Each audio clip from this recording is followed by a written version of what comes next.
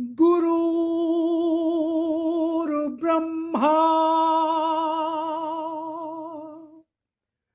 गुरुर्विष्णु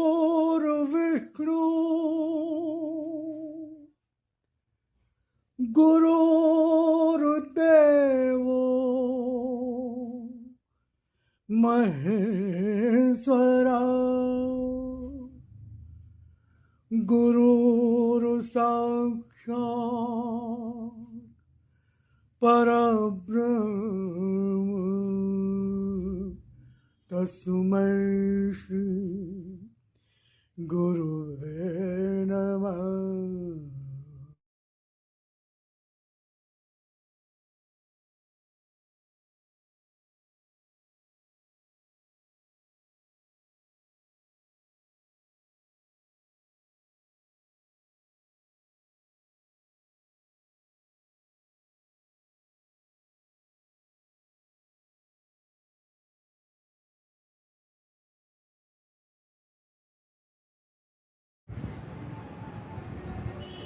जय राम जी की नमस्कार। ओम शिवारी।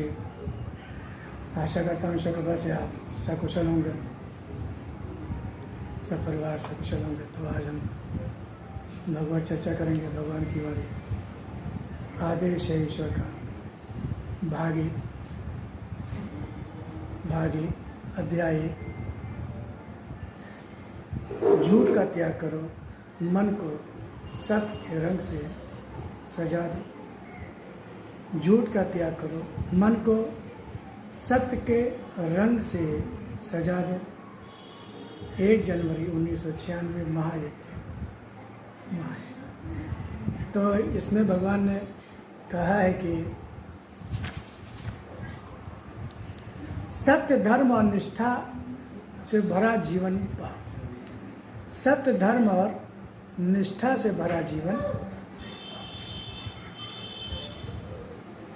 भगवान ने कहा कि ऐसा जीवन पाओ जिसमें सत्य धर्म और निष्ठा।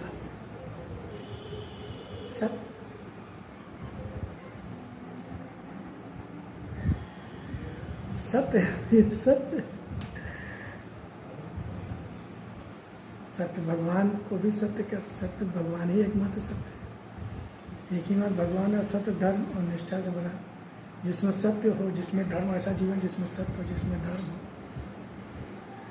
धर्म भगवान के प्रति जो कर्तव्य है, धर्म संस्थापना अर्थ है। जो भगवान का धर्म वही भक्त का धर्म। और निष्ठा यानी विश्वास। जिस जीवन में विश्वास, दृढ़ विश्वास भगवान के प्रति, दृढ़ विश्वास,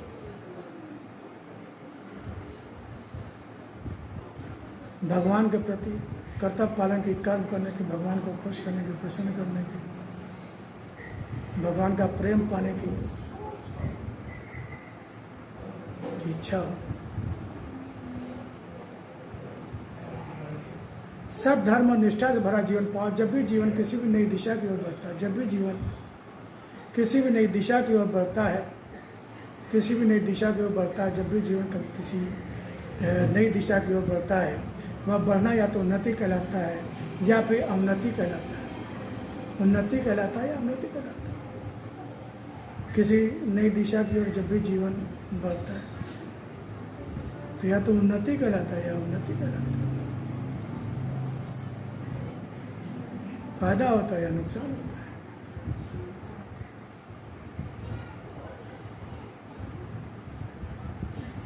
या फिर अवनति कहलाता है। और यहाँ अध्यात्म के क्षेत्र में मनुष्यों की उन्नति या उन्नति उस रूप में नहीं होती है। अध्यात्म क्षेत्र में मनुष्यों की उन्नति या उन्नति उस रूप में नहीं होती है। संसारी क्षेत्र में उन्नति या उन्नति और आध्यात्मिक क्षेत्र में उन्नति या उन्नति में अंतर होता है। संसार में जिस क्षेत्र को उन्नति माना जाता है, अध्यात्म में उस क्षेत्र को उसको अवनति माना जाता है। और संसार में जिस क्षेत्र को अवनति माना जाता है, अध्यात्म में उस क्षेत्र को उन्नति माना जाता है।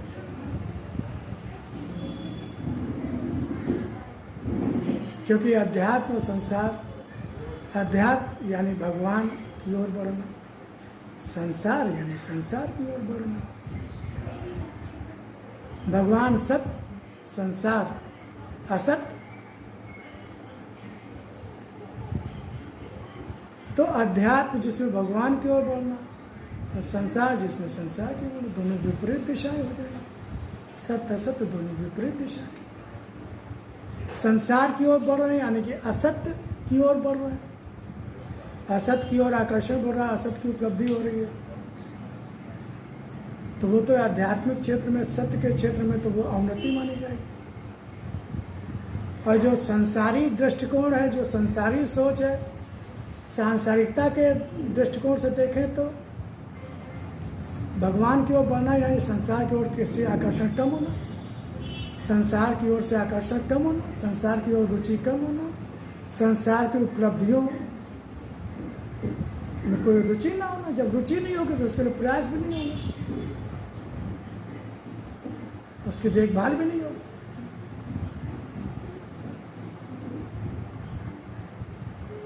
यह भी सत्य है कि तो मनुष्य स्वयं को बहुत बड़ा बुद्धिमान और चालाक समझते हुए, वो तो है ये तो है भाई, मनुष्य सभी लोग बहुत बड़ा बुद्धिमान चालाकता समझते हो, यही सोचते हो कि जो भी कर रहे हो, जो भी सोच रहे हो। यह भी सत्य है कि भगवान ने क्या कहा कि यह भी सत्य है कि तुम मनुष्य जो है स्वयं को बहुत बड़ा बुद्धिमान चालाक समझते हुए यही सोचते हो कि जो भी कर रहे हो, जो भी सोच रहे हो, है ना, जो भी सोच रहे हो, जिस ओर भी बढ़ रहे हो वह केवल तुम्हें जानते हो, किसी को पता ही नहीं, पता ही नहीं। ऐसा होता है कि नहीं होता कि किसी को पता ही नहीं है। अभी सबसे ज़्यादा समझदार है, कोई जान ही नहीं पाया, कोई समझ ही नहीं पाया, किसी ने देखा ही नहीं। मगर हर गति को, हर विचार को मैं ही जानता हूँ। भगवान से तो कुछ छिप नहीं सकता, वही भगवान कह रहा है कि मैं ही जानता हूँ। हर विचार को, हर गति को मैं ही जानता हूँ, मैं ही जानता हूँ। हर विचार को, हर गति को मैं ही जानता हूँ। और यह बढ़ता हुआ जीवन तुम्हारी बुद्धि और सोच समझ के परिणाम रूप, और यह बढ़ता हुआ जीवन, ये जीवन जो बढ़ रहा है वो तुम्हारी बुद्धि और सोच समझ के परिणाम रूप तुम्हारी बुद्धि और सोच समझ के परिणाम स्वरूप, फल के स्वरूप, जो अपनी बुद्धि से सोच समझ कर जो कुछ कर रहे हो, जो कुछ सब बना रखा है, उसके परिणाम के रूप में सहसा जीवन कहीं एक साथ ही ठहर रुक जाता है। अचानक रुक जाता है। अपने हिसाब से तो हम सब बहुत अच्छा कर रहे हैं, बड़ा दिमाग लगा रहे हैं, बड़ी बुद्धि लगा रहे हैं, बहुत अकल लगा रहे हैं, बहुत तिकड़म लगा रहे हैं, लेकिन अचानक ही रुक जाता है, ठहर जाता है। कभी मृत्यु जीवन के बीच आ जाती, मृत्यु आ जाती है जीवन के बीच। कहते नहीं यार सब तो बहुत बढ़िया चल रहा था, बेचारे लोग चले गए, हमारे पति चले गए, बेटा चला गया, भाई चला गया, ये सब बहुत बढ़िया चल रहा था, बहुत बढ़िया सब चल रहा था। कभी दुर्घटनाओं के बीच, कभी मृत्यु जीवन के बीच में आ जाती, सब बढ़िया चल रहा होता है। कभी दुर्घटनाओं के रूप के बीच, कभी अपनों का हाथ छूटता है दुर्घटनाओं का। घर परिवार कोई कमाऊ व्यक्ति जो सब अर्थव्यवस्था संभाले था, बढ़िया सब हो रहा था, दुर्घटना बीच में चला जाता है, हाथ छूटता है। कभी शरीर से शक्ति छूटती, लकवा आ जाती, पड़ जाता है, पैरालाइज हो जाता है। और सच तो यह है कि कभी तुम्हारा मेरा साथ भी छूट जाता है।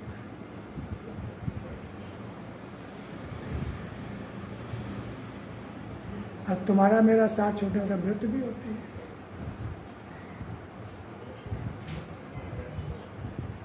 या जो कहीं मन से, भाव से कहीं जुड़े हुए थे थोड़ा बहुत, लेकिन सांसारिक उपलब्धियों पीछे भाग दौड़ करके वो अटैचमेंट खत्म हो गया। जो भगवान की थोड़ी कृपा मिल रही थी, दया मिल रही थी, कृपा दया तो खैर सभी पे है भगवान की, कृपा मिले तो वो छूट जाते। यानी पूजा जो थोड़ा बहुत मेरा ध्यान भी करते थे, चिंतन मनन भी करते थे, जो करते थे ना चिंतन मनन ध्यान, दिखावे के लिए सही कि शायद 1 मिनट के लिए कुछ भगवान के बारे में कुछ सोचा या अच्छा सोचा, बढ़िया सोचा, मन शांत हुआ, वो भी छूट जाता है, छूट जाता है। या तो कोई ऐसा सुख आ जाता है जीवन में, जब इतने ज़्यादा अहंकारी होता है, अहंकार, जब अहंकार आ जाता है तो भगवान से साथ वैसे ही छूट जाता है। अहंकार तो वैसे पतन की निशानी है, जीवन का नाश हो जाता है, अहंकार जीवन का नाश कर देता है। एक से एक ज्ञानी जो वाकई ज्ञानी थे, लेकिन अहंकार ने उनके जीवन को नष्ट कर दिया। या दुख आ जाता है, दुख में आदमी इतना हो जाता है कि भगवान को उल्टा सीधा बोलने लगता है, या जो थोड़ी बहुत भक्ति कर रहा था वो भी छोड़ देता है। होता है, ऐसा भी होता है, कहता है भक्ति करने से फ़ायदा क्या, भक्ति करने से फ़ायदा ही क्या, भक्ति करने से क्या फ़ायदा अगर दुख ही झेलना है। लड़का खत्म हो गया या बिजनेस व्यापार में घाटा हो गया, इसीलिए पूजा पाठ करते थे, इसीलिए मंदिर जाते थे, इसीलिए मंदिर बनवाया था, इसीलिए दान दक्षिणा देते थे। अब कुछ नहीं करेंगे। तो वही भगवान कह रहे हैं कि और सच तो यह है कि कभी तुम्हारा मेरा साथ भी छूट जाता है, साथ भी छूट जाता है। जो समय आज जिस रूप में, जो समय आज जिस रूप में मेरे तुम्हारे साथ का है, जो समय आज जिस रूप में मेरे तुम्हारे साथ का है, वह भी समय उसी रूप में साथ का है, उसी रूप में साथ का है जैसा कि कौरव और पांडव से ही नहीं, खाली कौरव पांडव से ही मेरा साथ नहीं था। कंस पूतना अथवा अन्य तमाम राक्षसों, कंस पूतना अथवा अन्य तमामों राक्षसी शक्तियों के जिनके नाम, राक्षसी शक्तियों के जिनके नाम लेते या पढ़ते हो, उन सभी का साथ तो होता ही है। भाई भगवान श्री कृष्ण द्वापर में जब आए तो उस समय कौरव के साथ, कौरव भी कह सकते थे हाँ भगवान के साथ उठते बैठते, पांडव भी उठते बैठते थे, कंस पूतना तमामों राशि शक्तियां भी उनके संपर्क में आए।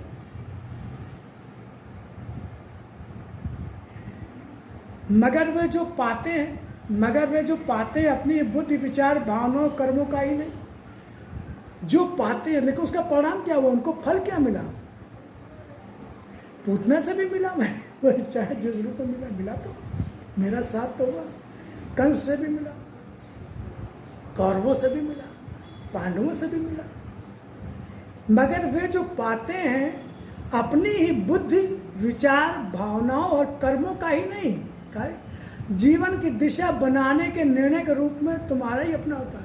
अब तुम्हें मुझसे मिलने के बाद भी उन्होंने जीवन को किस दिशा में ले जाना चाहा, जीवन को किधर बढ़ाना चाहा,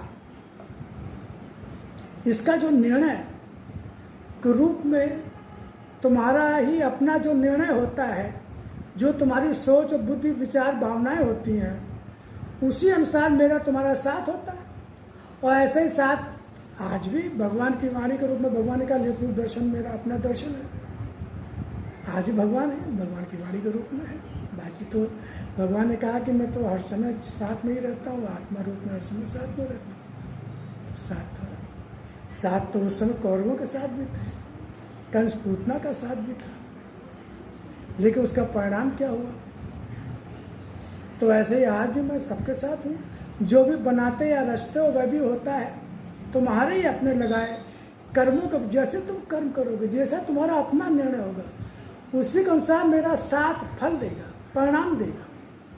खाली मेरे होने से काम नहीं चलेगा।